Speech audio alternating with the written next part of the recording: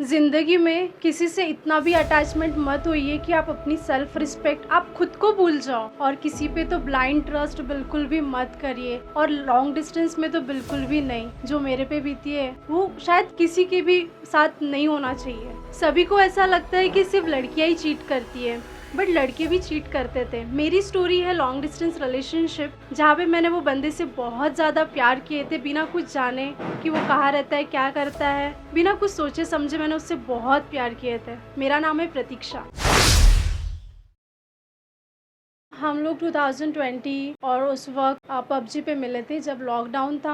हमारी बातें हुई, हम लोग साथ में गेम खेला करते थे। हम लोगों का कनेक्शन बढ़ता गया, अटैचमेंट बढ़ती गई एक दूसरे के लिए। फिर हम लोग पबजी से स्नैपचैट पे आए, वहाँ पे हमारी बातें होने लगी। फिर वही कन्वर्सेशन के साथ हम दोनों को एक दूसरे के लिए प्यार हुआ, एक दूसरे के लिए फीलिंग्स आई। आज के टाइम पे सभी को ऐसा लगता है कि लॉन्ग डिस्टेंस रिलेशनशिप वर्क नहीं करता है। अगर अंडरस्टैंडिंग हो, अगर ट्रस्ट हो और एक दूसरे को माफ करने का अगर वो हो, तो डिस्टेंस लॉन्ग, चाहे लॉन्ग डिस्टेंस रहे या कुछ भी रहे, रिश्ता जिसको निभाना रहा वो कैसे भी करके निभाता है। वही सेम चीज मेरे साथ हुई। मेरे बंदे ने 4 साल मेरे साथ रह के मुझसे बहुत कुछ छुपाया। उसके वो किससे बात करता था 4 साल तक। जब वो मेरे साथ रिलेशनशिप में आया, जब वो मुझे रिलेशनशिप में आगे बोलता था कि मैं तेरे से बहुत प्यार करता हूँ, और वही चीज़ वो सेम दूसरी लड़की को भी बोलता था। बट मुझे ये बात पता चली कि वो 4 साल जब मेरे साथ था और तब वो किसी और से भी बात करता था।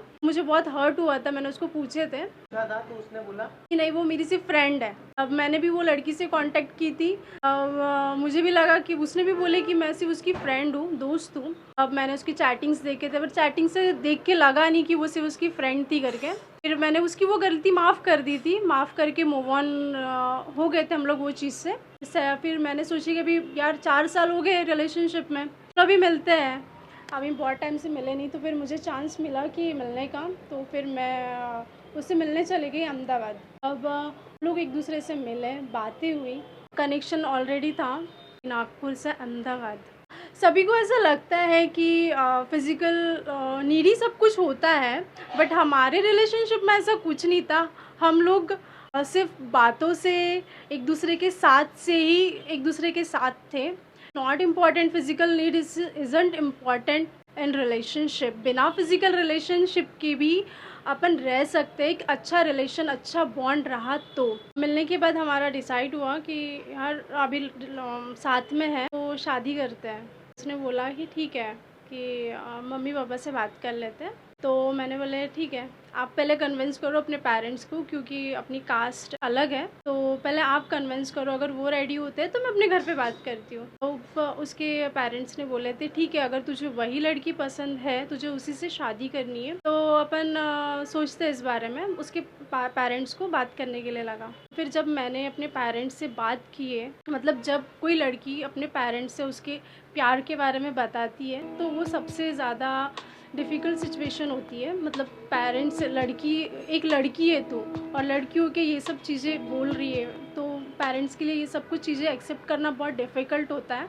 मतलब पेरेंट्स अलग ही नज़रों से अपने को देखते हैं। अपने पेरेंट्स को बताए थे, पर वो पेरेंट्स को बताने से पहले मैंने उसकी मम्मी को बोला था, उसके पापा को बोला था, और उसे भी बोला था कि जब मैं अपने पेरेंट्स को बताऊँगी तब सिचुएशन बहुत चेंज हो जाएगी, मेरे लिए बहुत डिफ़िकल्टीज़ आएंगी, और शायद मेरी फैमिली वाले मुझे बहुत अलग भी ट्रीट कर सकते हैं। उसने मुझे बोला कि हाँ, मुझे भरोसा है खुद पे। उसके पेरेंट्स ने भी बोला कि हम लोग ज़बान दे रहे कि हम लोग अपनी बात से नहीं पलटेंगे।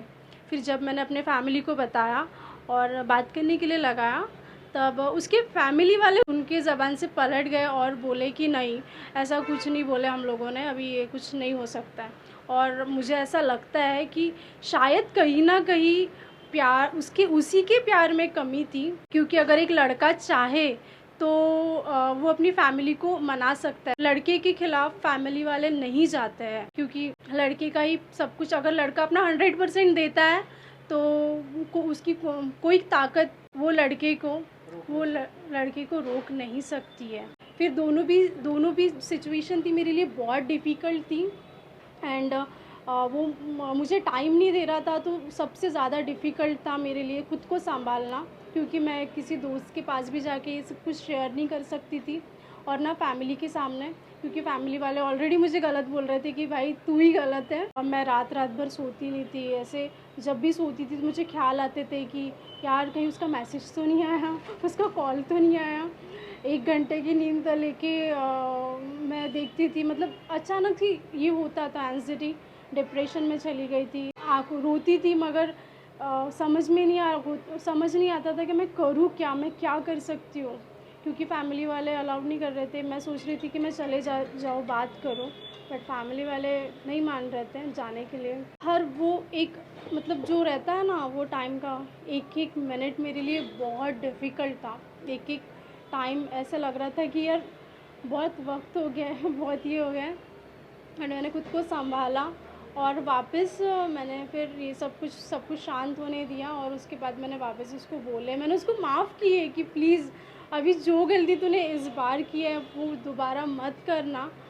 मैं तेरे को इस बार माफ़ कर रही हूँ, पर अगली बार मैं तुझे माफ़ नहीं करूँगी। मैं सभी को लास्ट में यही मैसेज देना चाहती हूँ कि लॉन्ग डिस्टेंस रिलेशनशिप में आना चाहिए, बट इतना भी भरोसा नहीं करना चाहिए कि अपन खुद की लाइफ भूल जाए। आँख बंद करके भरोसा नहीं करना चाहिए, चाहे वो लॉन्ग डिस्टेंस रहे या कोई भी रिलेशन रहे। वही करना चाहिए जो अपने मन को लगता है। Thank you. लाइक करो, शेयर करो एंड सब्सक्राइब ज़रूर करना द लव शो।